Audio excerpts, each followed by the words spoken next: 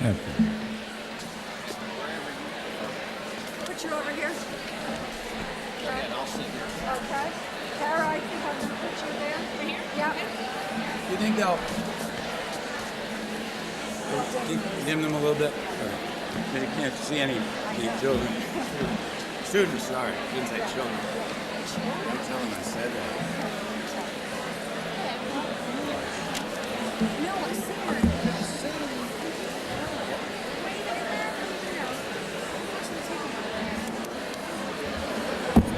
Okay. Ooh.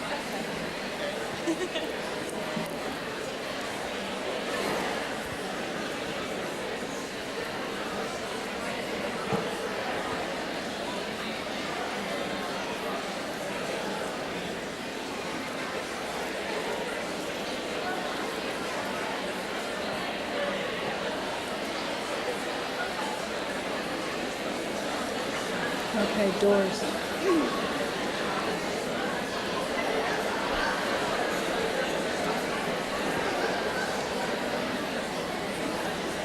Pat, do you think you can give us some of the reserved seats or just some more special?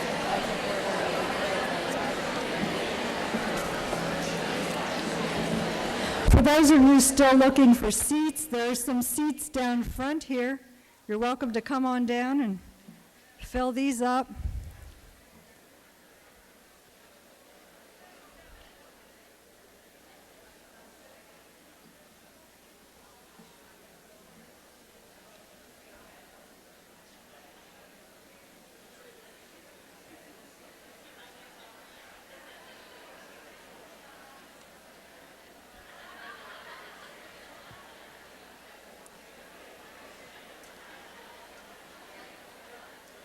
For our engineer, can we dim the lights up there?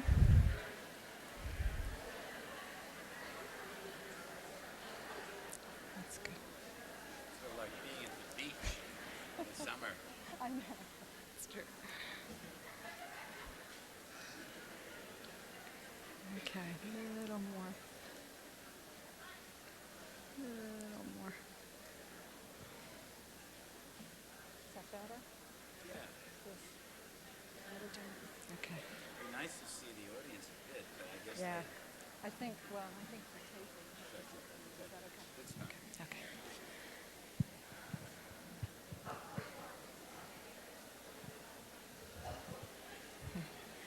Again, we've got some seats down here, front row, over on the side.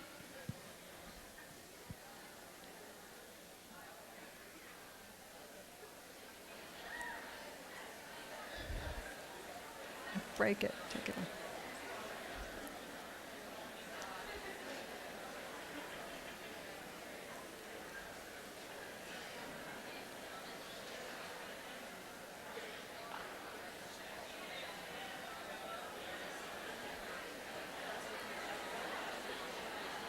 Okay. All right, David, are you ready? Yes. All right, let's go. Go ahead. There. Good evening. Welcome to the Riall Lecture for Spring-Fall 2002 semester. Dr. David Buchanan, the Provost of Salisbury University, will welcome you.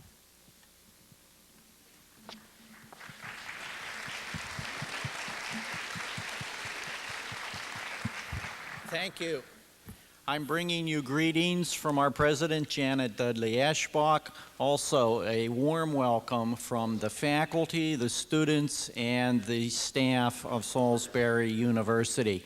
This lecture series grows out of our tradition as a teacher training institution, and it is still one of the activities at the heart of what we are doing. You'll hear more about our speaker tonight from Dr. Richards, but I want to give you a sense of history. I've just been reading the biography of John Adams by David McCullough, one of the founders of our country, and I will quote him on the subject of public education.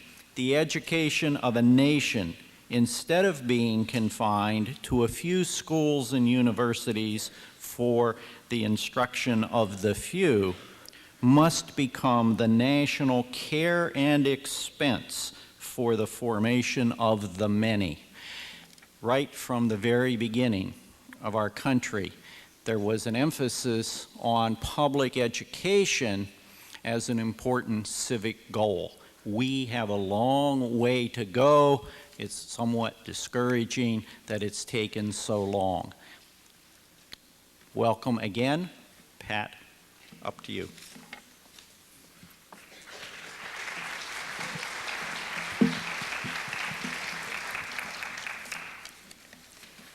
Before I begin with the official introduction, there are a number of people that I do need to thank. First of all, we need to thank E. Pauline Riall, who is the person who established the fund for the Riall Lecture Series. And her generous bequest provided us with the resources that we need to bring nationally and internationally known speakers to our campus. Dr. Morris Bosman is in the audience this evening, and he was very instrumental in helping Ms. Riall give this bequest to the university, and particularly to the Seidel School of Education and Professional Studies. Morris, thank you.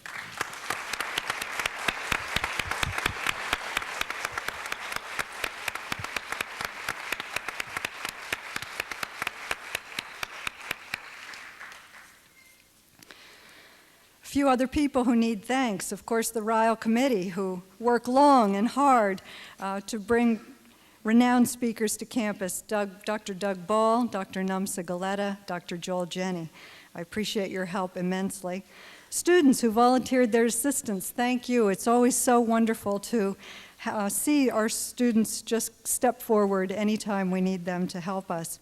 Dining services and catering staff, the physical plant staff, the facilities staff, Donna Test in particular, who makes the arrangements for us, horticulture staff, the maintenance folks, TV services, Cindy Cornish, thank you so much. Event services, Tony Broadbent. Tony, I don't know when you sleep or if you ever do.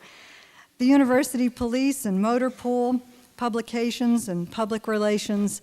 It takes an enormous number of people to put on an event like this, and the cooperation we get from across campus is truly astonishing and very much appreciated.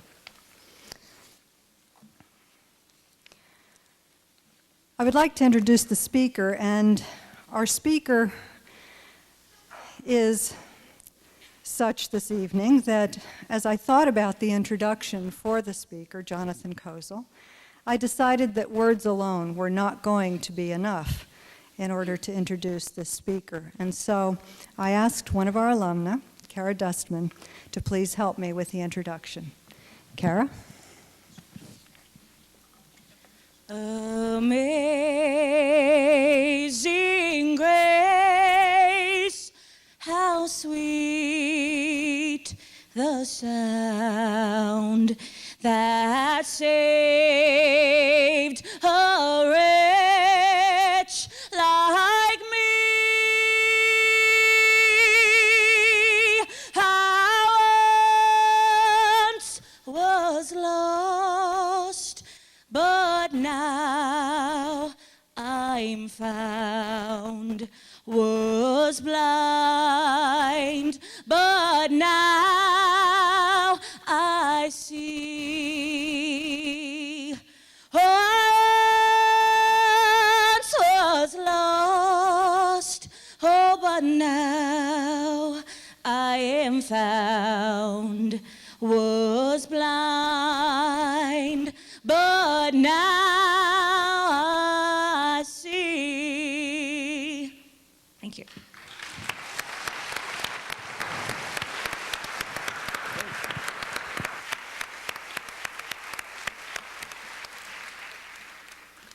Was blind, but now I see.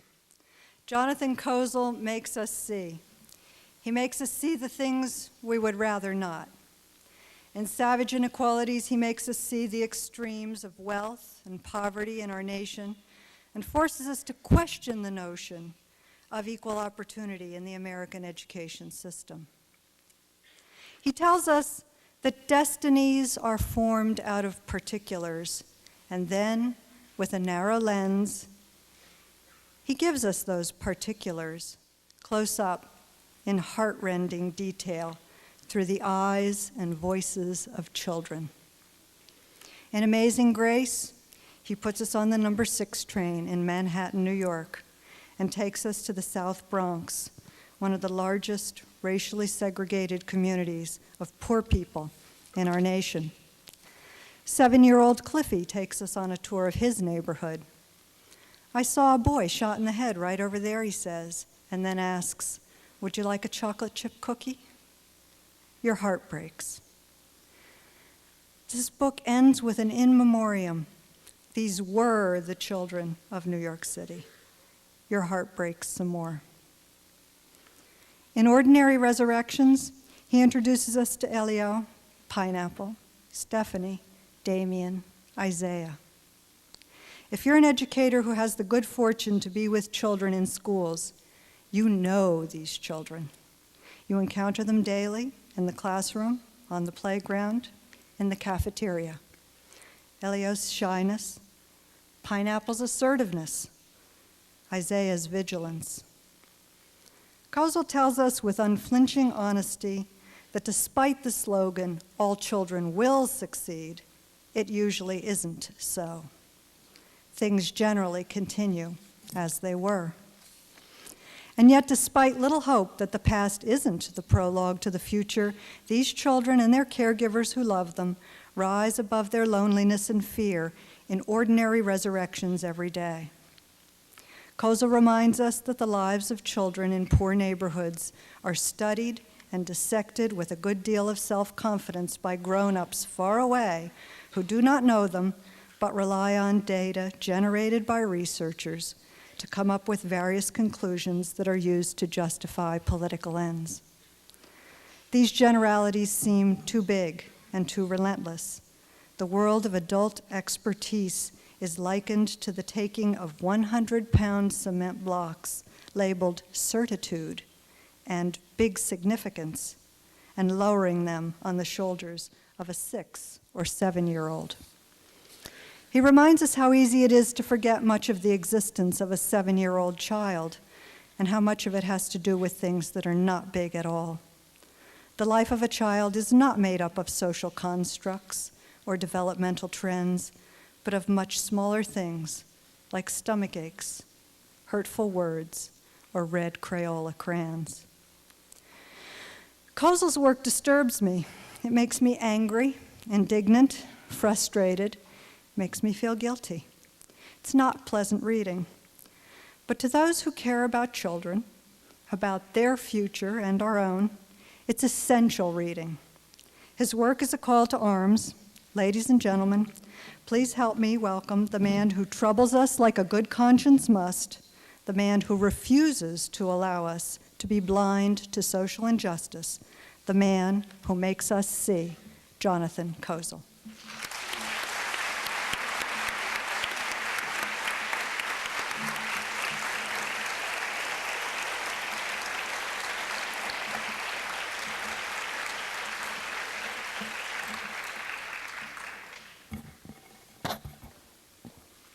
Thank you, Patricia. And thanks to Joel, Jenny, and Nomska Galeta, and everybody here at Salisbury who made my visit possible. And special thanks to Larry Leak for coming down from Baltimore. Thank you for being here, Larry. And I wish I knew the name of the young woman who just sang Amazing Grace. What is her name? Kara, thank you. That was beautiful. So moving to me. Are there any teachers from the public schools here? Oh, good. There's a lot of you hiding in the dark. I see you there.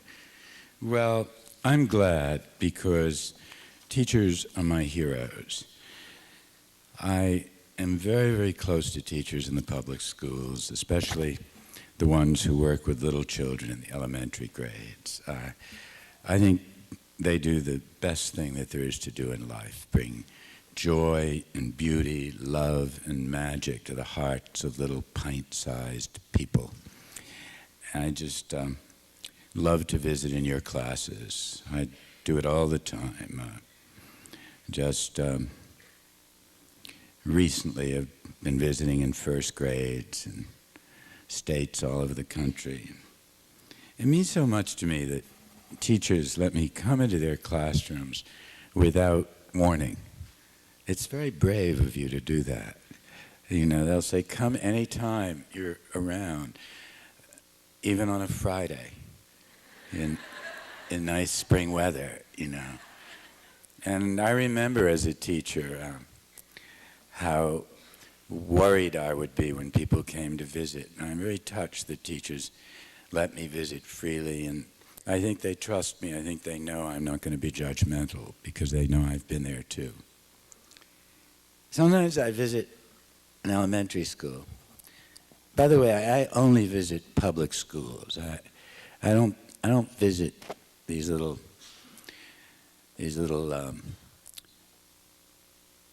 boutique schools, you know, that are run for profit by avaricious corporations. I don't visit those places. I visit public schools because that's where the battle for democracy is going to be won or lost. And what always happens is the principals tend to like me. Some feel we've known each other forever. And, you know, in the cities, a lot are African American women who we've known each other often for 30 years, or if we haven't, at least they think we must have, because we've been in the trenches together in a sense. We've been in the same battles. And so what happens when I visit their school is that they trap me in their office and they want to give me cookies and milk, and I like them, but I don't visit schools to be in the principal's office. I want to meet the kids. So sometimes a first grade or second grade teacher will come in and rescue me. She'll like grab me by the arm and say, come on and visit my classroom. And I do. And then when I get there, of course, they put me on the spot and make me teach a lesson. And, you know, I always do it wrong because you forget. And I ask the wrong kind of question.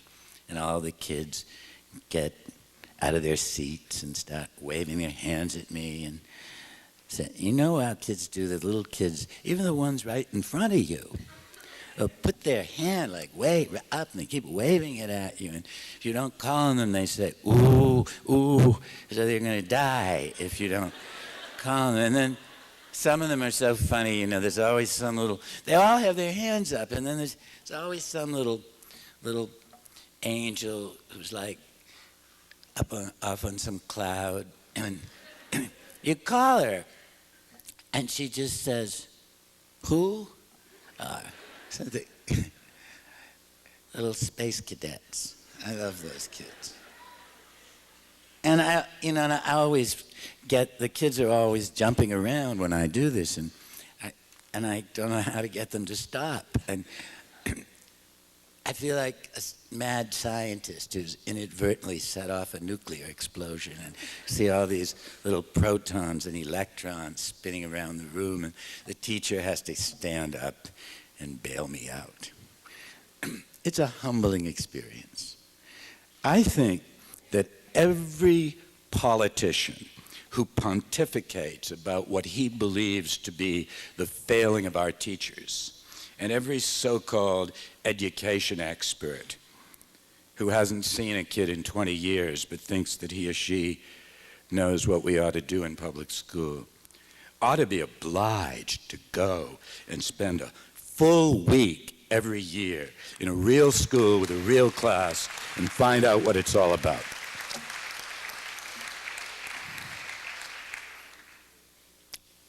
Happiest times in my life were as a 4th and 5th grade teacher, and sometimes I think if I'm not completely senile another 10 or 15 years, I'd love to go back and do it all again.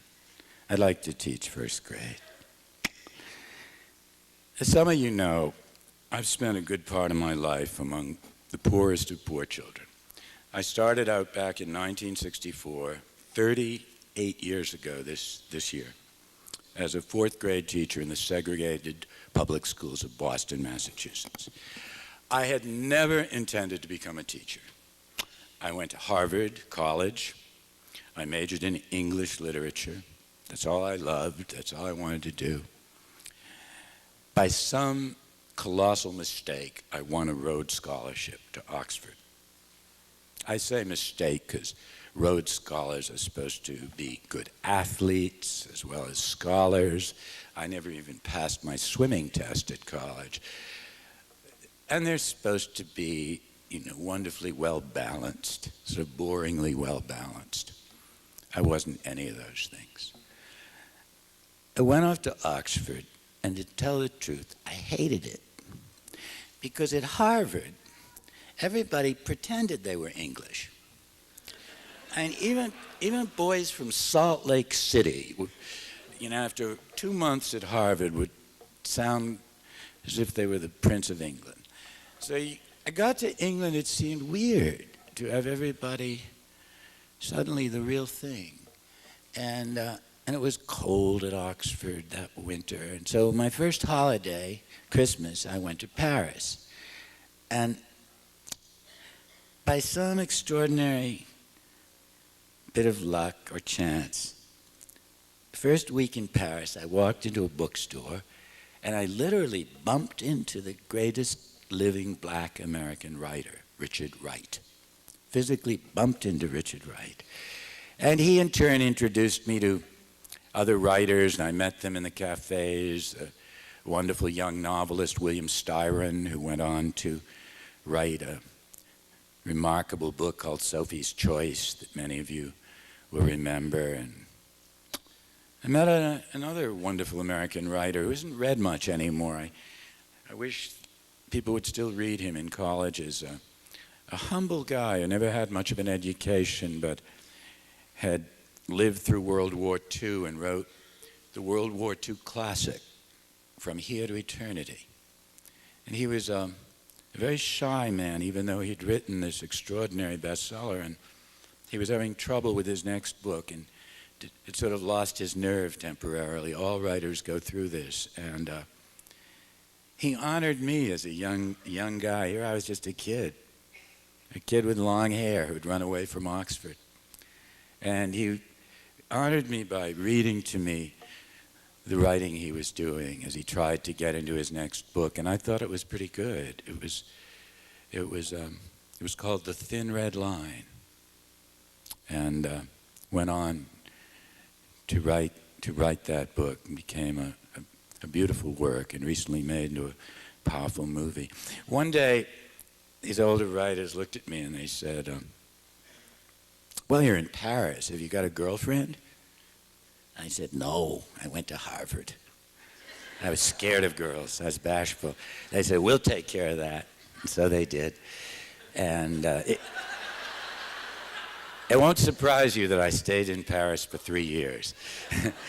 When I came back to the States, came back to Boston, where I lived, my father was getting a little worried about me, as any parents would be, because when I went off, I was like his golden boy. I had a good record, and I was a Rhodes Scholar, and now I was 26, and I wasn't doing anything. I was just hanging around Harvard Square, as thousands of people have done ever since. You can meet people in their 40s who, you ask them, "What do you do in life?" and they just say, "Oh, I went to Harvard." They're still drinking coffee in the square. And my father thought, well, Rhodes Scholars are supposed to do something important by the age of 26. He thought I would at very least be the governor of an unimportant state. And instead I was just aimless, and he wanted me to go back to the university and become a college professor, and I loved literature, and I probably would have done that if it hadn't been for the extraordinary events that swept the nation that spring and summer of 1964. That was the year when thousands of young people, the same age as students right here in front of me, some even younger, students 16 to maybe 22, 23, were gathering at college campuses all across the northern part of the nation, planning the first great student-led assault on segregation in the South, summer that came to be known as Freedom Summer. And black and white, they planned and organized together. And three of them went ahead of the others, three young men, two of them New Yorkers, black and white, to the town of Philadelphia, Mississippi, in order to scout out locations for their summer's work. There was nothing terribly revolutionary about these brave young people. They were there to do voter registration, at last to give black folks the right to vote, and to educate their kids in summer freedom schools. And these three young men who went ahead of all the others disappeared. And when they disappeared, a wave of fear swept across the nation, fear which turned out to be justified when 6 weeks later their bodies were found buried in the mud of Mississippi, murdered by the Ku Klux Klan. That event mesmerized young people in this nation, and it changed my life forever. One day in Harvard Square, I went down into the subway, which was one end of the line. Harvard was the white end of the line. I went to the other end of the line, which was Roxbury, the black community of Boston, walked into a church, an old black AME church, and I went up to the pastor and I just said, "Can I be of any use?" And he said to me, "Yes, you can, young man." He said, "I'm glad to see you here. Some white people in the North think all the prejudice is down South, but we have racism right here in Boston too. We're running a freedom school this summer for our children. Can you teach reading?" I said, "No, I went to Harvard." I didn't know anything useful. He said, "We'll teach you to teach reading." And they did. And he gave me a class of fifth graders who had never learned to read in Boston's deeply segregated and brutally unequal schools. And I was just amazed to meet these nice, bright, young fifth grade kids, boys and girls, who couldn't read beyond the first grade level. And what was particularly moving, we were supposed to do this for an hour and a half, 3 mornings a week, because it was hot. We were in an attic of a church. They had little classrooms set up in the attic of the church. And Boston summers are just like Baltimore summers, hot and humid and no air conditioning in these inner city churches. And, we were sweating up there and trying to do the vowel sounds. And yes, I taught phonics. I admit it. Mea culpa, but I did. And what moved me the most? Their older brothers and sisters walked them to the church. I thought just to make sure they're safe. And then they waited in the doorway outside our little classroom. And I said, "You don't need to wait." And they said, "Yeah, we're waiting till the end so we can walk them home." And I said, "All right, but it seems strange because, I said, "You can trust me, and come back at the end." No, they wanted to stay, and little by little I understood, and the minister explained to me. He said, those older kids, like 14, 16-year-olds, they can't read either, and they're trying to learn by listening from the hallway. So I asked them to join the class, and soon we had about 18 kids in there, and at their request, we moved from an hour and a half, 3 days a week, to all morning, every day of the week. And then we started going up till 2 o'clock or 3 o'clock. You hear all these stereotypes that inner city children don't have the same motivation that white middle class children do. Never believe it. It isn't true. Think of these kids yearning so much for an education that they would stand there in the doorway all those weeks. When September came, I didn't want to give these children up. You know how you feel if you're a teacher, you think they're yours. You forget they have parents. They're my kids now. So I didn't want to give them up. And I went to the Boston School Department and I said, "I'm going to be a teacher." Well, I was about as sophisticated as Winnie the Pooh. I'd never heard of certification. They said, "Where'd you go to college?" I said, "Harvard." They said, "Then you can't be a teacher." They couldn't get certified. I thought, well, there must be some way to teach without certification. And they said, oh, yeah, there is. You can be a sub. And then I learned a dirty little secret that hundreds of thousands of idealistic young people have learned ever since. If you've never had a course in education, or you haven't the slightest idea how to teach a vowel sound or stretch a consonant blend, have no idea of child psychology, you haven't the slightest idea of what you do with children, there's one place you can always teach. You can teach in the inner cities of America, where America places the children that it doesn't really value. And happened like that. First day of school, they called me up. You're teaching kindergarten. Oh my God, I was terrified.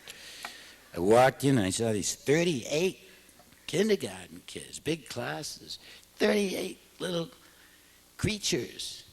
I had no idea what you do with people that size. To me, they were like gerbils. I just let them crawl all over me and patted them. But I survived and ultimately was given a fourth grade class and taught that fourth grade class for an entire year.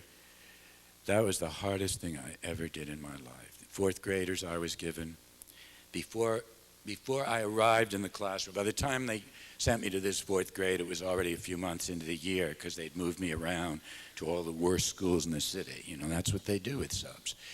And finally, they sent me to this school where the fourth graders I was given had had 12 different teachers already since the year started.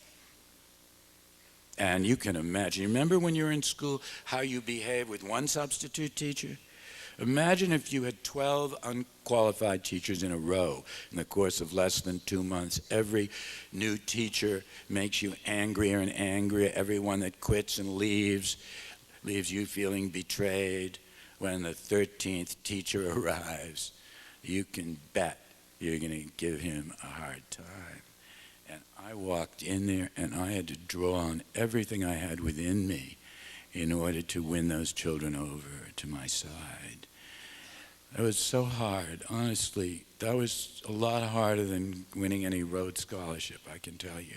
And I came to revere teachers that year. I came to think how brave and decent teachers are. So much you have to do, so much more than teaching skills and vowel sounds. You're sustaining the whole destiny of that little boy or girl on your own shoulders, and you know that every day it's up to you whether those children will remember the day as a happy day in their life. But I survived. Went on to teach later in the next year in Boston's richest suburb, a white suburb, which stirred by the example of Martin Luther King, by his words, by the beauty of his appeal, and by their own religious convictions. These were good white folks in the suburbs, had decided to launch a racial integration program in inviting inner city kids to come out to their schools, which were the best schools in Massachusetts. And this was the top-rated suburban school district in the United States at that time. So I had the joy, after having been in a grossly overcrowded, punitive-feeling, sour-smelling, dirty old haunted house, an old testimony to the ugliness of apartheid, suddenly to go into a school that had black and white children sitting together with the best paid teachers in the state, with beautiful supplies, carpeted rooms, lovely. It was a school that reminded you of what Dr. King's dream really could be. And in one way or another, I've worked with poorest black and Latino children in various cities ever since. For most of the years since 1993, in New York City, in the South Bronx. In all, I've made more than 250 visits to the South Bronx during these years to talk with children, teachers, and preachers, religious leaders, who face the kinds of challenges I couldn't even dream of 38 years ago. It's so much harder now. Life is tough for children in the South Bronx of New York, like life for many of the children here in Baltimore and other sections of this state, including many sections of Prince George's County, but particularly hard in this section of the Bronx. Health conditions that the children face resemble those in third world nations. A quarter of the kids I know suffer from chronic asthma. That's become an epidemic in urban neighborhoods throughout the United States, in part because we dump all our toxic industries in neighborhoods where we do not attribute human value to the children. New York City needed to build a huge medical waste incinerator, you know, where they burn all the awful byproducts of a hospital. And some person who had lost touch with reality proposed that they build it on the east side of Manhattan, right near the United Nations building, this big smelly incinerator. Well, you can bet that was shot down quickly. That plan never survived because parents in the neighborhood called out experts to testify in court that the fumes that came out of this incinerator would be carcinogenic, would heighten child leukemia rates, would worsen respiratory illnesses, and so they halted it. Where do you think it finally got built? Right in the South Bronx, 5 blocks from the neighborhood I write about. And I first found out about it. I learn almost everything from children. Those are my reliable sources. And from this little boy, Patricia mentioned before, this little kid, 6-year-old, who was very cheerful as he walked me along the street, told me horrible things, and kept offering me chocolate chip cookies. And he took me down to the incinerator, and he points to it, and he says, "They're burning bodies in there. Would you like a cookie?" I thought he was exaggerating, because, you know, children do like to freak out grown-ups if they can. But it turned out he was right. They were burning amputated limbs and embryos and needles and bloody bandages and bedding and everything that comes out of a hospital. It's not surprising that a quarter of the children have to carry pocket pumps to calm their asthma. Nearly a quarter of the children see their fathers only when they visit them in prison. 75% unemployment among men in that neighborhood. So you can bet if man can't earn an honest living, he'll find some way to earn a living. A lot of them land in prison. Rikers Island, the prison of New York City, is now the largest prison colony in the entire world. 20,000 people out there, not just men, but women. There are about 2,000 women out there, and so many women that there's a nursery, because babies are born there. Babies born there, and some die there. Actually, there's a good nursery there. Mothers from the South Bronx have begged prison officials to keep them in prison a few months longer so that their baby can be born under good conditions, because there's better pediatric and obstetric care there than they're likely to find back in the Bronx. Many of these children see homicides. One little boy in my new book saw his brother stabbed in the heart 3 times right opposite a church I visit. Last year, of all days, on Martin Luther King's birthday. Most of these kids have lost a relative to AIDS. Almost every family has lost someone to AIDS. Less than a quarter of the children in this neighborhood get any kind of preschool before they enter public school. Less than 25% can be admitted to the underfunded Head Start program. Just astonishing. After all these years, Head Start, some of you are old enough to remember, started back in 1966. Every president who's run for office since that time has promised, "You elect me, I'll give Head Start to all poor little kids in America," and everyone has broken that promise. If these little kids, the poorest of the poor, get nothing before they enter public school. Meanwhile, children of my Harvard classmates, typically live in Manhattan, get 2 to 3 years of full-day, richly developmental preschool before they even enter kindergarten. And these preschools, rich kids go to are extraordinary. The most exclusive ones have interviews for children and exams for 2.5-year-olds in order to see if, if you qualify. They call them the little Ivies. It's the first step to the Ivy League. So there's not even the pretense of a meritocracy here. The game is rigged right from the beginning. I mean, it's so important to some frantically ambitious parents to get their kids into these exclusive preschools at the age of 2.5. There's a new profession in New York, which is preschool interview coaching. You coach for $500. They teach your child what to say at her interview and how to perform on her exam. What can they test a 2-year-old on? The shape of her belly button. What do you test them? The kids I know get nothing. All the children that I write about attend profoundly segregated public schools, as you probably have imagined in advance. Now, I say this all the time because I'm in schools all the time, and I'm in Baltimore, I'm in Washington, I'm in New York City public schools. I look around me, I never see any white children. So I'll go to the principal, and I'll say to if the principal's a friend of mine, especially if it's an African-American principal who kind of knows me, we'll visit the school all day. I'll not see one white child in the school, and I'll say to her at some point, I tend to have a mischievous side to me. I'll sort of smile and I'll say, would you call this apartheid? And, the principal will look at me and say, of course that's what it is. That's what we're living with nowadays in America. It's not on the political agenda anymore. No one talks about it anymore. Schools of education never speak of it. That's the reality now.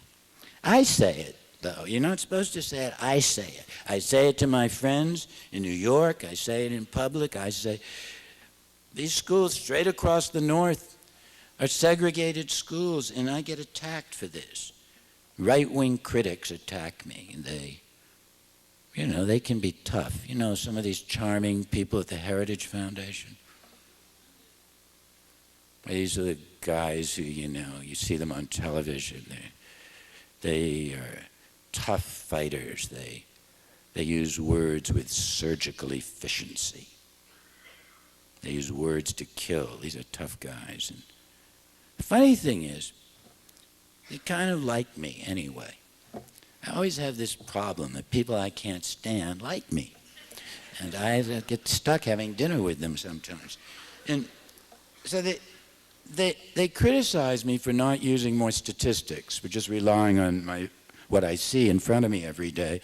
At the same time, they try to be nice to me. They'll say something like, well, Jonathan seems like a decent guy. Sometimes they even say I'm a well-intending liberal, which I guess is supposed to be a compliment.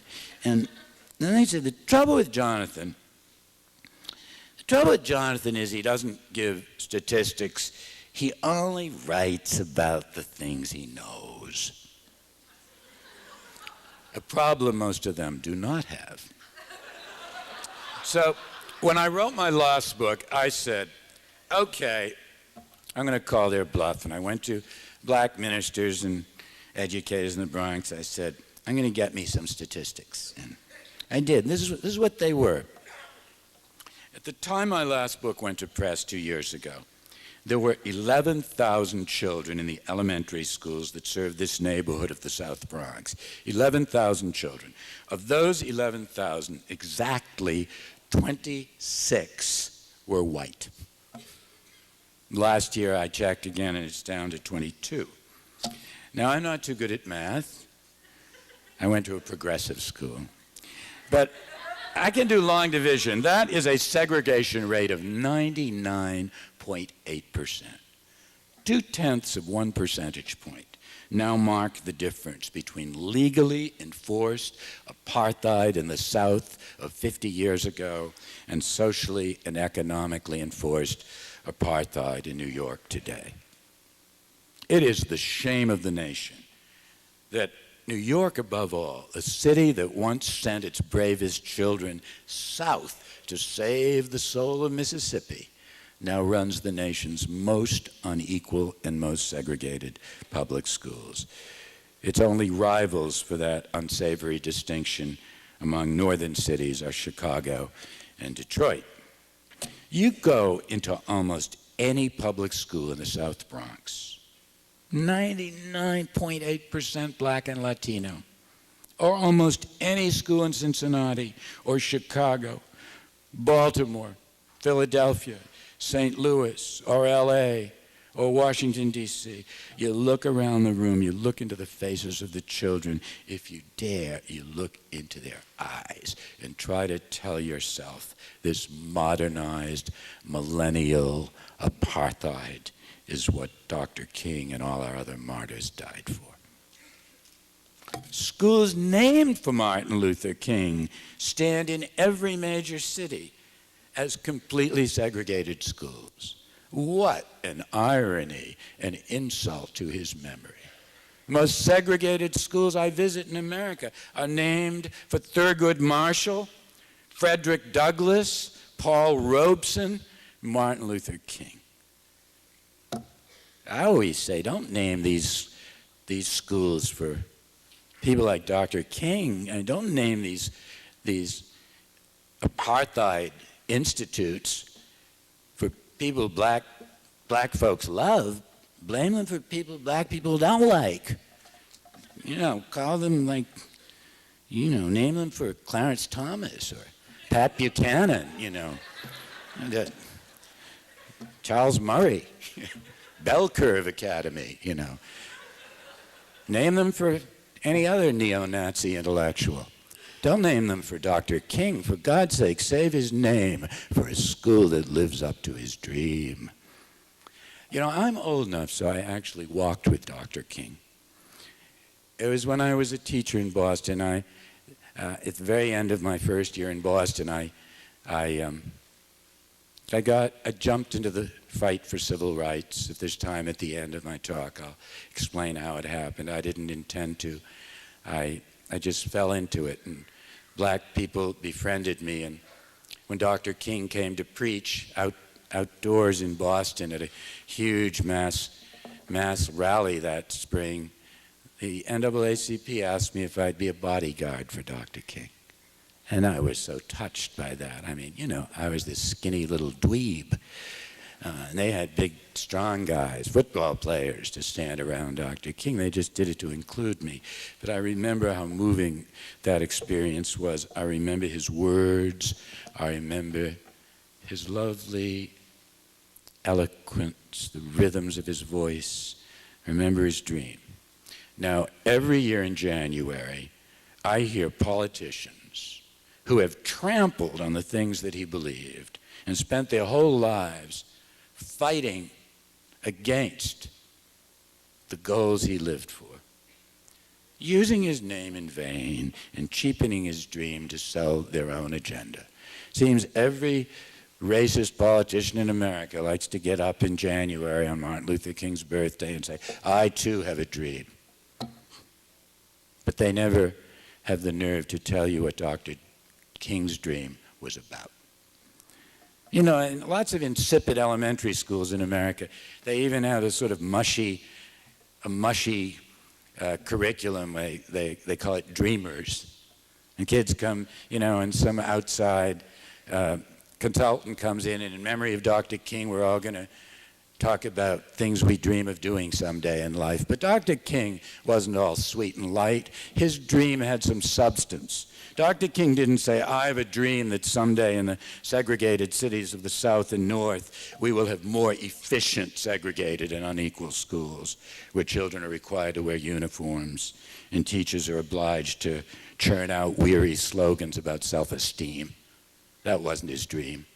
He didn't say, I have a dream that someday we'll have segregated and unequal schools where children we have cheated since the hour of their birth will be held to tougher standards and drilled relentlessly all year in scripted lesson plans that never would be tolerated in a good suburban school.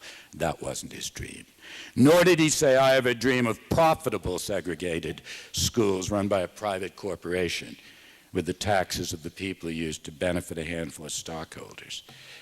Dr. King's dream was absolutely plain and pure and clean. I have a dream that someday little black children and little white children will sit together at the table of brotherhood. It almost never happens in this state or in this nation anymore. The more our shame, the more our sin, the more our national transgression. And as I've noted time and again, the schools of New York City, like the schools of Maryland, are not merely segregated, but outrageously unequal. You know the numbers here in Maryland. If you don't, they're easy to obtain. I'll give you the numbers for New York. It's very simple arithmetic. Even I can do this much math. 2 years ago, when I was finishing my book, the little ones I write about, little kids, some of you have read my last 2 books. I notice you have 2 of them out there for sale. And there's one little girl, Pineapple, who takes over my last book, just like she took over my life.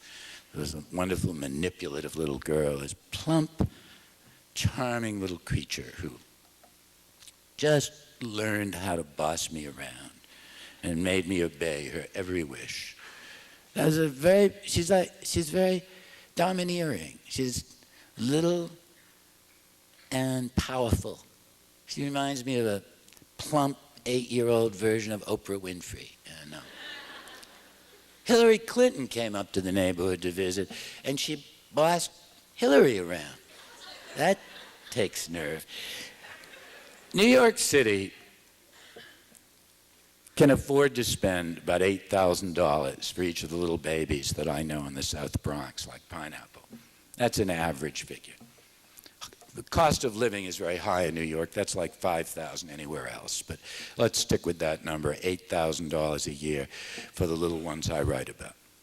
You lift up any of these little children in your grown-up arms and plunk them down in simply a typical white suburb of New York, and they'd be getting $12,000 put into their education every single year.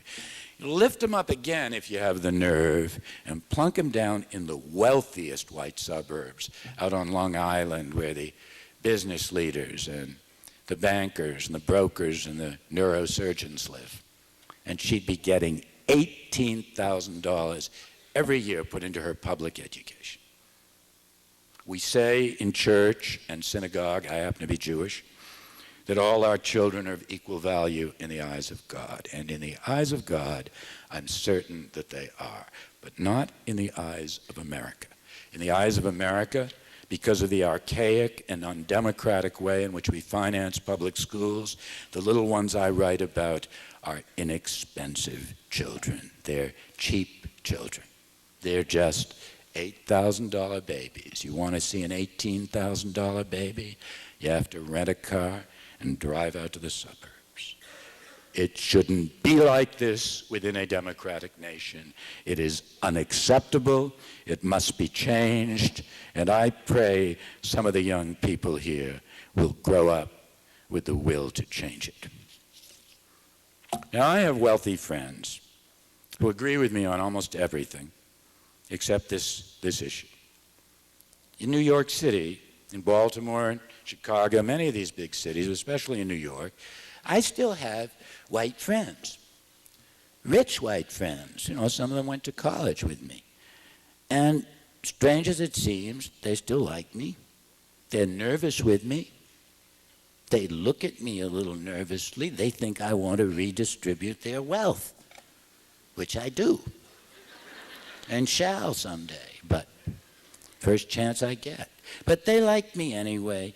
They see me looking depressed sometimes when I come back from the Bronx. I'm upset. I see these sweet kids I know about to be evicted from an apartment, about to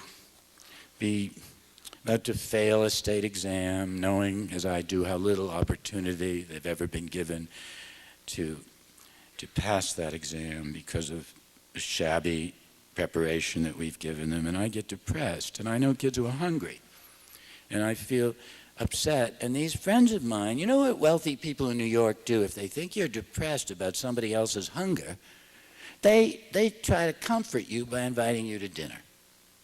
And they take you out to a nice restaurant. They'll spend more for dinner to cheer you up than the children I write about getting 2 months in food stamps. And they'll say to me, they agree with everything I said. Sure, it's unfair. Why shouldn't these little kids get the same good preschool our kids get? Why shouldn't their teachers get paid enough money so they'll stay in those inner city schools for years and years and you won't have this huge destabilizing turnover? They'll agree to this all, but at a certain point, they'll look at me and say, just tell me one thing. Can you really buy your way to a better education for poor children? Now, these friends of mine buy everything for their children. They don't simply send their kids to the best suburban schools. These people, these truly wealthy people, they send their kids to exclusive private schools. I mean, they send them to the best private schools up in New England, these expensive schools like Andover. Have you ever heard of that? The President of the United States attended Andover. By coincidence, so did his father, as a matter of fact. And they don't teach very good grammar there, but it's a pretty good school. And I live right near Andover. I visit it all the time. Or other schools like that, Exeter, Groton, where several presidents have gone. And they send their kids to these kinds of elite schools. You want to know what those schools cost? I know, because I helped one of my kids from the South Bronx to get into the same kind of school that children of presidents attend. Those schools cost $32,000 a year. So here's a guy sitting with me with his beautiful, exquisite tailored suit from London and his lovely Rolex watch and his exquisite handmade British shirts. And he sends 2 of his kids up to New England to prep school. He's spending $64,000 a year to guarantee that his children will follow him to Harvard, Yale, or Princeton. And he has the nerve to look at me and say, can you really buy your way to better education for poor children? And I'm a polite guy. But if I've had a drink or two, I look him in the eyes and I say, I don't know. It seems to do the trick for your kids, doesn't it? This is an organized hypocrisy. If money is good for the children of the affluent, it's good for the poorest child of the poorest poor white, black, Latino child anywhere in the United States. I feel obliged to add one other point to this. I don't accept the understated explanation that I always get in places like Annapolis or Albany, which is the state capital of New York, or Boston. The politicians always tell you it's very complicated. They say, oh, it's just a political dilemma to work out a better formula for financing our schools. I don't think it's a technocratic problem, and I don't think it's simply a policy mistake. I think these inequalities are worse than that. I think they're evil theologically. Now, I happen to be Jewish, as I told you, but I read the Christian Gospels. If you spend as much time as I do in black churches, you better. Simon Peter once asked Jesus how he could make clear the love he felt for Jesus. He said, if you love me, feed my sheep. That was Jesus' answer. Jesus did not limit this or cynically restrict this, as so many of our politicians do today. He didn't say, only the sheep that dwell in the green pastures. He didn't say only the sheep who prove their shrewdness in advance by choosing wealthy parents. He did not say only the sheep whose mothers speak good English and attended college and show up for PTA. He didn't say only the sheep who have 2 parents to take care of them. He just said, feed my sheep. Whenever I preach in Washington, I preach every few years at the National Cathedral, I always read those words. You know, a lot of senators and congressmen, sometimes president comes to the National Cathedral, and I don't know, as a Jew, I just love to quote the words of Jesus to delinquent Christians. I think it's in a good tradition. Now, despite the things I've said, my new book, Ordinary Resurrections, is actually cheerful. Because the kids I describe in it are very young and innocent and sweet and haven't yet been soiled by the knowledge that their country doesn't like them very much. They're lucky children in one way, because a lot of these children go to a pretty good local elementary school. It's segregated, it's underfunded, it's desperately overcrowded, but it has a wonderful principle, and I go out of my way to speak of good principles and good teachers who prevail somehow against the odds. You find them everywhere. She's a marvelous woman. Her name's Ida Rosa. She doesn't use any of the horrible school jargon you hear everywhere. You can actually have a conversation with her in which she never says benchmark, rubric, or facilitate. You know, it's wonderful. She has never told me she would utilize the pencil sharpener. Nobody really talks that way except at education meetings. You know, it's like especially the ones they have in Marriott hotels. I think something happens to teachers in those buildings, some food they serve, and they suddenly feel obliged to add an extra polysyllable to everything. But teachers don't really talk that way. The kids keep them honest. Faculty at this school is a wonderful mix of young and old, and I emphasize that to some of you younger folks who are going into teaching because it's terribly important. Naturally, because I love young people. I love all the young teachers here. I want to meet you all later tonight, all you starting out. So I write about you guys more, but I've learned to pay more attention to the older teachers, the veteran teachers, because, you know, good schools can't rely alone on young idealists who have just flown out of college on the wings of all the sociology they've read and sometimes only stay a couple of years. You need the ones who last a lifetime. And I've really come to honor those older teachers.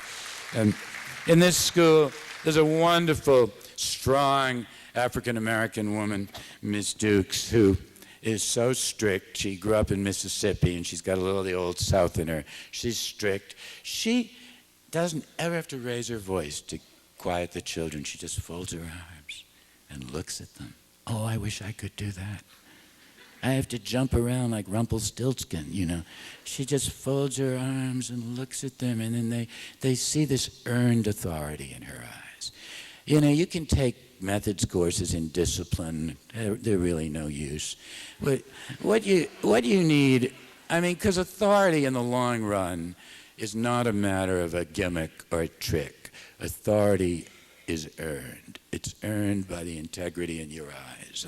Some have it right from the beginning. Some young people have it when they're 18. I don't know how they do it. Some have to work hard at it. Miss Dukes has it. It's something beautiful to see. She's so strict. The whole last chapter of my new book, Ordinary Resurrections, takes place in her classroom on the last day of her career because she's retiring. And it's the last day of school in June. And I knew it was going to be moving. She never wants to show any emotion. Because she's an old-fashioned disciplinarian, but she loves the kids. It's always there. So she wouldn't let them have any kind of party or celebration, even though it's the last day of school, the end of her career. She made them do math right up to 2 o'clock. And school ended at 2:30. And, finally she gives them a few minutes, and the little girl who couldn't write or read a word in the fall when school began, spends that whole last half hour writing a letter to tell Miss Dukes how much she loves her. It's very moving. And a lot of the kids bring presents to the teacher. Even the poorest parents seem to find some little present for the teacher. And this little girl, Tabitha, goes up last. And you know how kids sometimes they don't want you to know. They're afraid to let you realize how much something means to them. So they'll write a letter to you, and then they'll fold it up again and again and again until it's the size of a little teeny-weeny postage stamp, and she flings it on Miss Duke's desk. That's no big deal. But Miss Dukes knows it's a big deal, and she opens it, and she's so proud of Tabitha. She says to me, she couldn't write a word last September. Look at this. And the longest piece of writing the little girl has ever written is to tell her teacher that she loves her. So moving. And Tabitha throws herself into Miss Duke's arms. And then it's the end of school, and Miss Dukes gets up, and she's trying to be strict. And there she is at the door before she dismisses them, because she knows you always stand at the door before you dismiss them. And I never knew that, and half the kids were gone by the time I looked around. They'd be out of the building. And, and she's there, and she says, "All right now, children." And she's very strict. "All right now. All right." And then, first time I'd ever seen this, her voice starts to crack. And she says, "All right," and she can't finish it. And the children notice what's happened, and they do something they never would have dared to do all year long. They shout out at her, "Goodbye, Miss Dukes. Goodbye, Miss Dukes. Goodbye, Miss Dukes. We love you." And she suddenly starts to cry, and she says, almost reluctantly, she says, "All right then. I love you too. Goodbye." And then they're gone, and that's the end of her career. And I love the young teachers, too. There's one young teacher I visit, it's Amy. Principal brings me to the class, shoves me in and says, "Amy, is it okay if Jonathan visits?" Then slams the door. And Amy has no idea what the heck I do in life, and doesn't know my name. And Amy's a first-year, first-grade teacher, and she says, "Jonathan?" I say, "Yep." She says, "Really?" I say, yes. She says, "That's amazing." I say, "No, it's not. My mother picked my name. It's a nice name from the Bible." She looks at the kids, and she looks at me, and she says, "We have 4 Jonathans in this room." And points to me and says, "And now a 5th one." And the kids look, I swear, as though this were pretty near amazing. But the thing that's so sweet is that the teacher looks as if she finds it amazing, too. I love the teachers who still have that sense of playfulness in them, who get fascinated by a minuscule coincidence. The teachers who love a moment of pure silliness that has no connection with anything important. Because of all the pressures now about exams, high-stakes exams, a lot of schools in Maryland and in New York get worried about little moments of silliness and playfulness. In some of these drill and grill academies that are proliferating now in Baltimore and other cities, where the sharpened sword of high-stakes testing hangs forever above the heads of teachers and the children, some teachers become scared of silliness, scared of a moment of delight. They think of it as wasted time. I always say, don't be afraid of silliness in little kids or big ones either. Treasure it. Revel in it while it's there. They'll lose it soon enough within this veil of tears. At the end of school, I go with the kids around the block to a little church where they go for after school. The priest of the church is a wonderful woman who was a high-powered Wall Street lawyer and gave it all up in the middle of her life to become an Episcopal priest. A joyful woman who'd be a great teacher if she weren't the pastor of a church. She's I think wonderful teachers are like priests. I think of them like beautiful priests on Sunday morning as they serve communion. That's only the teachers deal with secular epiphanies. I think that's teachers aren't technicians of proficiency. God help us. God save us from those awful technocratic words. Teachers have a vision and vocation that's more beautiful than that. The kids at the church, same kids I see at the school, they're not all saints and angels. Some of them will drive you crazy. I don't pretend. I don't write about poster children. These aren't poster children for the poor. They're like kids everywhere. One of them drives me nuts. The little boy will never stay still in his seat. Every time I talk to him, he gets some gadget out of his pocket, and a little padlock, and he clamps it shut. And he opens it, clamps it shut. Then he reaches for my pen, says, mind if I borrow it? Takes off the top, puts it on the back, takes it off the back, puts it on the front. I finally, I'm supposed to be a progressive educator. I get so mad, I grab his hand, I go like that. I say, stop, you're driving me nuts. I've always been opposed to Ritalin. If I were his teacher, I would write the prescription myself. But so, they're like kids anywhere. But by and large, they're gentle children, kind to strangers, and they always worry about older people. This little boy, Elio, in my last book, his real name's Mario. I saw him the other day. Just 4 days ago, I was in the Bronx, and right near the school, and I heard a voice from the end of the block. He's now 12 years old. He said, Mr. Kozol? I said, yes. And it was Mario, and he came racing down the whole block. And you know how some kids, when they get to be 12 years old, they won't hug you anymore? They go, I'm a boy. I don't do that stuff anymore. He gave me a big hug right there in the street. I was so touched to see him. And when he was 6, the first time I met him, I say, how old are you, Mario? Children like to turn things on grown-ups. So he says, I'm 6. How old are you? I said, I'm 60. He immediately crossed himself, ran to the kitchen to tell his grandma, came back and started patting my hand. He said, looked up at me with the sweetest eyes and said, oh, Jonathan, I hope you're not going to die. I've seen him behave that way with other older people, too. I don't bring too many grown-ups with me to the church because you can't put poor children on display. But I brought a few grown-ups that I knew the kids would like to meet. Reverend Jesse Jackson came up with me once. He wanted to meet the children, Mrs. Clinton, and a few others.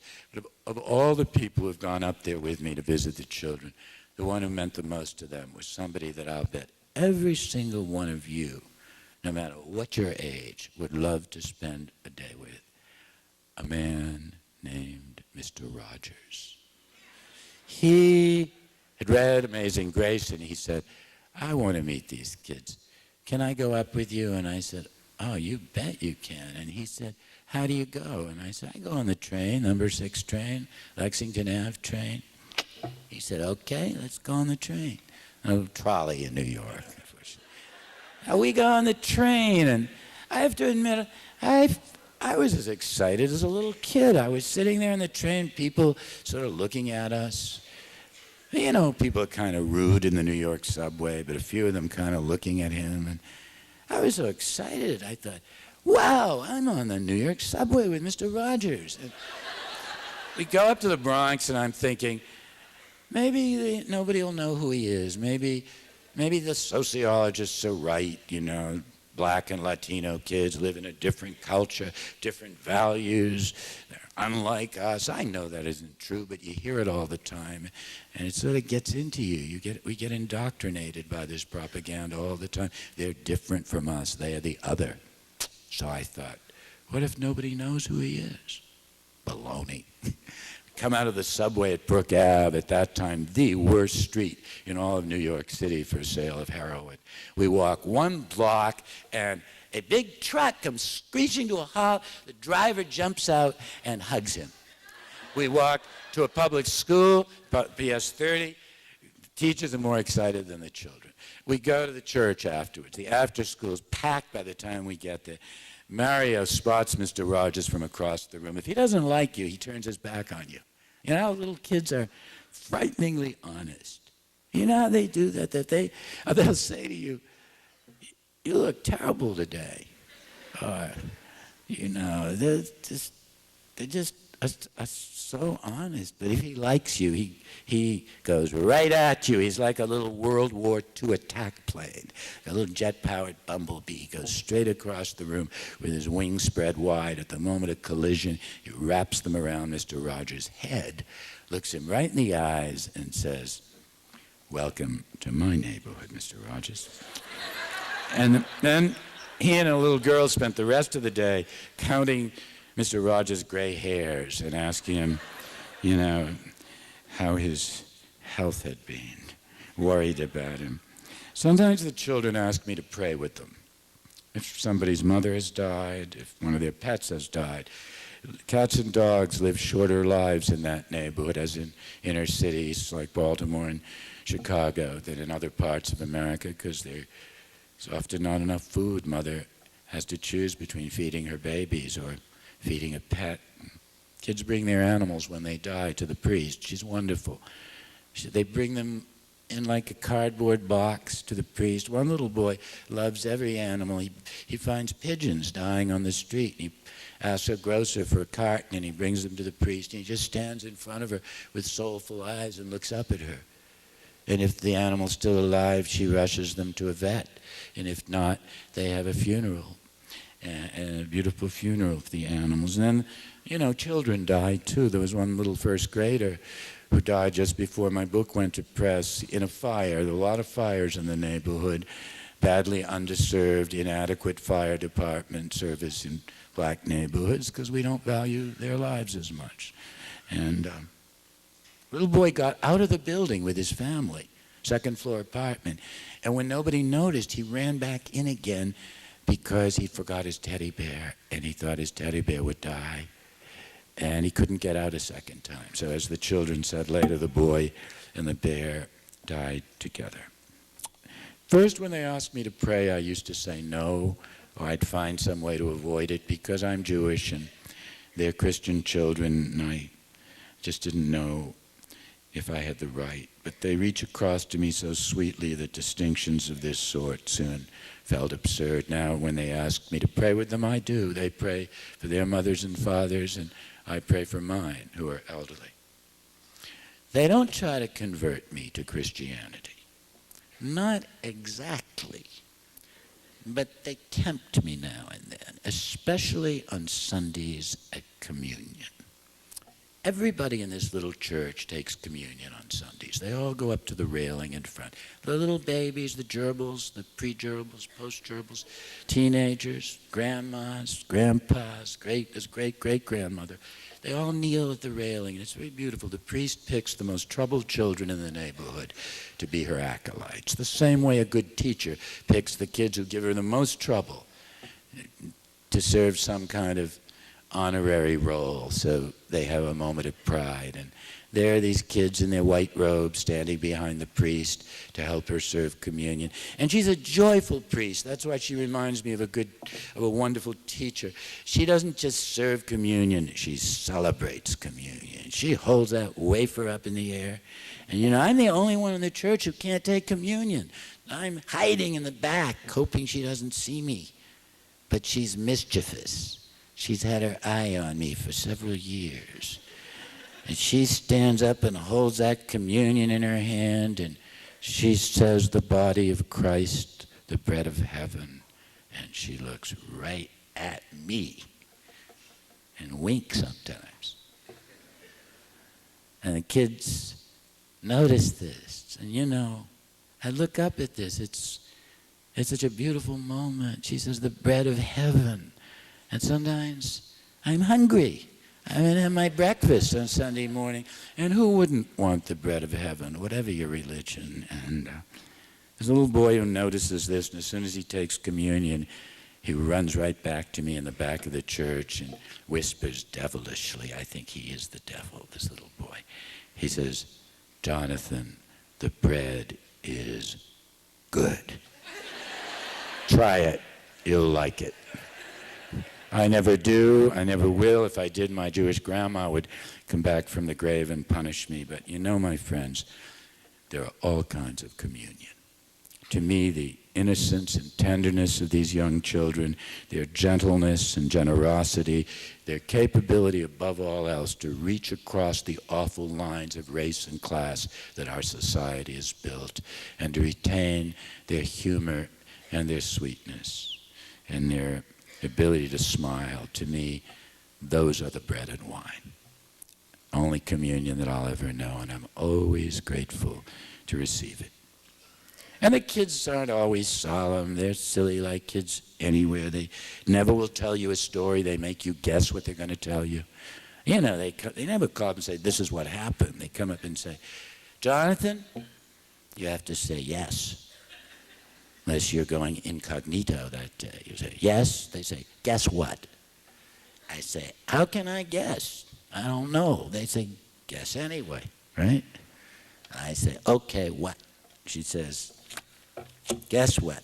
Last night I had a dream that I was having dinner in heaven with God. And guess what? I say, what? She says, I found out God was married.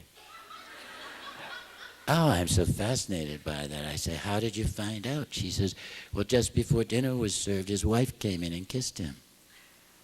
I thought that was charming. I have no clinical detachment. When a child tells me something like that, I don't ask, what does it mean? I just love the way a child's fantasy works. I have very close friends in the Roman Catholic Church, priests who have been friends of mine for years, Jesuits, I think, are trying to convert me also. And they're very good friends of mine, but I can't resist teasing them. So when she told me God is married, I immediately sent a telegram off to one of my Jesuit friends, and I said, this is big news. Send this to Rome. I was so delighted at this story. I said, you had dinner in heaven with God and Mrs. God. Where did you eat? In a restaurant? She says, with wonderful confidence, she says, oh no, there aren't any restaurants in heaven. I said, oh, what do you do? She says, you order out. That's what, like Chinese, a New Yorker's version of heaven. Yeah. Well, despite the playful things I've told you, which I wanted you to hear because I want you to understand the sweetness of this wonderful career. I hope all of you young people will go into teaching, and hope you'll go into the places where they need you most, the poorest neighborhoods, poor white or black, wherever.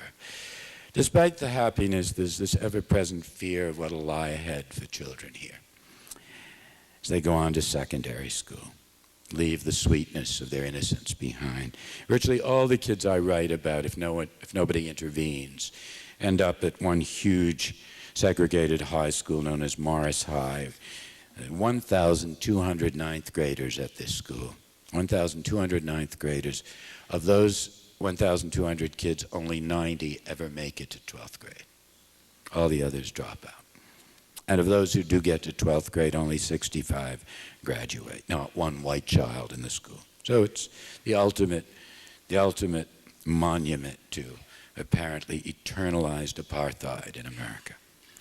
What's the national response to inequalities like these? The sole consistent answer we've been given by our politicians is not to give these children greater opportunities, not to give them preschool when they're 2 years old, not to give them pediatric care and eye exams and everything rich children get when they're still babies, not to give them a beautiful kindergarten year with the best paid kindergarten teachers in America rather than the most poorly paid, not to give them any of those blessings that a rich society can easily afford, but simply to impose increasingly severe and more repetitive exams.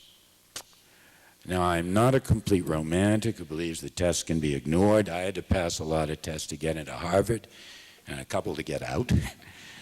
We live in a society in which we'll all be tested in 1,000 ways, and children of poor people need to be well armed in order to survive the competition. Still, there is something venomous and cruel and retroactive in the way this new agenda of tough standards, non-promotions, and denial of diplomas is increasingly enforced in Maryland, as in almost every section of the nation.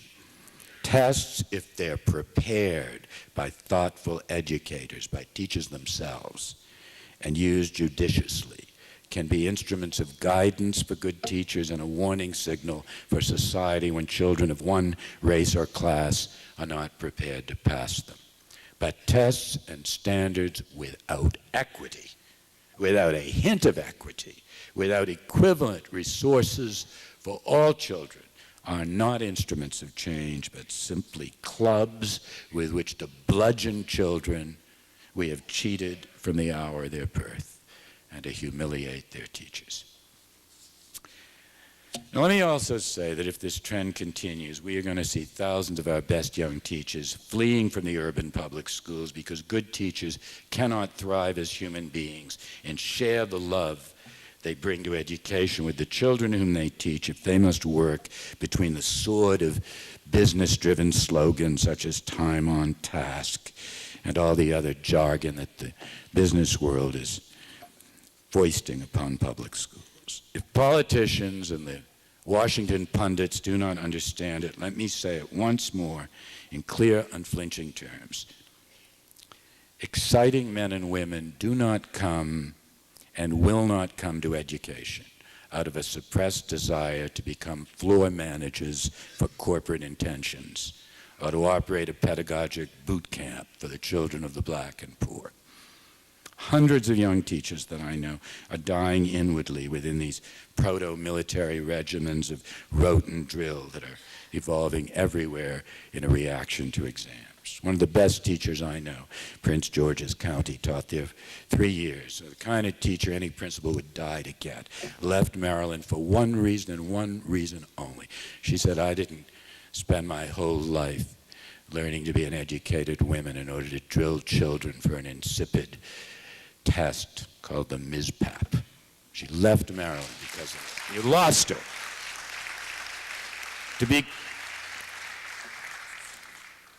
I'm realistic. If I were a school official here, I'd have to figure out some way to deal with it. I have close friends who are school officials in Maryland and elsewhere. I know the pressures they're under. I respect the strategies they have to use in order to comply with political demands. So I'm not here in the role of an inveterate romantic or a critic of my good, hard-working friends in Maryland. All I pray is that our school boards and our politicians understand the dangerous tensions we are placing on our teachers and do everything they can to leave some space of liberty and of unscripted openness in which the poetry of teaching, the delight itself, the whim, the spontaneity, the joy can be allowed to thrive. I've been in schools recently in which the corporate mentality has taken over the elementary school to a degree that even the first grade teachers and the kindergarten teachers have to speak in business jargon to the children. I never dreamed that this would happen. You know, I can stomach it just barely when a principal, in terror of the business world, thinks that she can achieve some dignity by introducing herself to me and saying, I am the CEO of this building. I don't like it. I think it's a betrayal of everything we stand for, but I understand why. But when they talk this way to kindergarten children, something in me rebels. I was in a school in California not too many months ago, kindergarten, doing an atrocious kindergarten drill and grill routine called Kinderroots. Sounds like something out of Hitler's Germany. I call it the Hitler Youth Curriculum. In America, I hate it. Invented by a alleged scholar in Baltimore, I'm sad to say. And listen to this. On the wall of the classroom, this business-driven kindergarten, these are babies, right? On the wall, there's a big list, and it said, of careers. And the headline is, would you like to be a manager? Not, would you like to be a pediatrician, maybe? A poet, a preacher? Would you like to be a manager? Next question, what other careers would you like? Third question, what will you have to learn to be a manager? Right? So you fool them into thinking they have a choice. And in question 3, you remind them that there's only one right answer to the first question, right? And then there's a list of all the manager jobs the children in the classroom have already been assigned. I look up at this spellbound. All of us as teachers, we give kids little jobs, right? You know, you empty the waste baskets, and you're the lieutenant commander in charge of towels. You do milk. You do little milk cartons. Yeah. In this business-driven class, it's something else. Jobs in the classroom: pencil sharpener manager, waste paper basket manager, milk manager, recess manager, and the last one, line manager. I thought, what in God's name is a line manager? In kindergarten, it sounds like a Ford factory, you know? Oh, I found out later when I went out in the corridor and some little girls were walking in an uneven line and a voice barked out at them, "Who's your line manager?" This is not education, but indoctrination. It's happening in inner cities everywhere today. It represents the corporate eclipse of everything that Erik Erikson and good old Mr. Rogers stood for. I view it as the ultimate abomination, and I hope that you'll go out and change it. I'm going to end by telling you something very personal. Some of you look so old. Some of you look like fifth graders to me. You look so young. You know, I know you're college students, but you look so young to me. If I saw you in a school, I'd ask for your hall pass. You know, I'm at an age when time seems scarce and life seems particularly precious. A lot of people I love have passed away in recent years, and others close to me are in their final years. My mother is still alive. She's 98 years old. Still clear-headed, strong of will, very religious, but a terrible bully to her son. She's done this my whole life. I used to think this was an infirmity of Jewish mothers. I've since found out it's an infirmity shared by Puerto Rican mothers, African American mothers, Italian mothers, Irish mothers, even a few Protestant mothers, yes. This is what mothers do. They torment you to their last day with the fact that you don't have a clean necktie. You know, before I came here, she said, "You look terrible. Go buy a new necktie. I'll pay for it." She's lived a whole century. She's a fanatic Red Sox fan. She hates the New York Yankees. I know who that is. She absolutely despises the evil New York Yankees, which is in general a healthy attitude, I think, for most Americans. But she's very funny. The pitcher we used to have in Boston, Roger Clemens, went off to the Yankees. She says, they can have him. He's gotten fat. He's no good anymore. We have Pedro. You know, he's a better pitcher. My mother was a girl in 7th grade in Boston when the Red Sox won their last World Series. And she says she's going to live till they win it again. And a rock of strength my whole life. When I was a young teacher in the fight for civil rights, she came out and marched on the picket lines with us. I'll never forget her linking arms with black mothers, the leaders of the kids that I taught. Beautiful black woman, Ellen Jackson, was leader of the black community in Boston, led a march of 2,000 people one night, and I'll never forget it. I came late, and I said, who's that next to her? And I got close, and I found it was my mother, who'd just come out in her sensible Lord and Taylor clothes, you know, and her sensible Saks Fifth Avenue shoes, and she just decided at her age she'd join the revolution. I still remember her trying to sing the freedom songs, even though she didn't know the words, you know. This little light of mine, I'm going to let it shine. I'm going to let it shine. I'm going to let it shine. Helped me so much then, helps me still. And to be honest, I can't bear the thought of losing her. I pray just like a 6-year-old that my mother can live forever, but of course, I know she can't. None of us can. We all know we will die and lose the ones we love the most to death. The old trees and the playfulness of children will outlive us all. My friends, life goes so fast. Use it well. God bless you and good luck.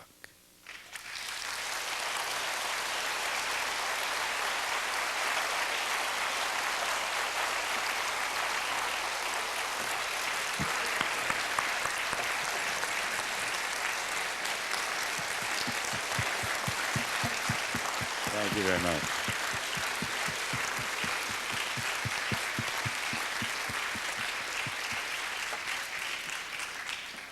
Thank you. Jonathan will be with us in the social room. He'll be signing books and talking with folks. You're all invited. That's right to your left as you leave the auditorium. Good night.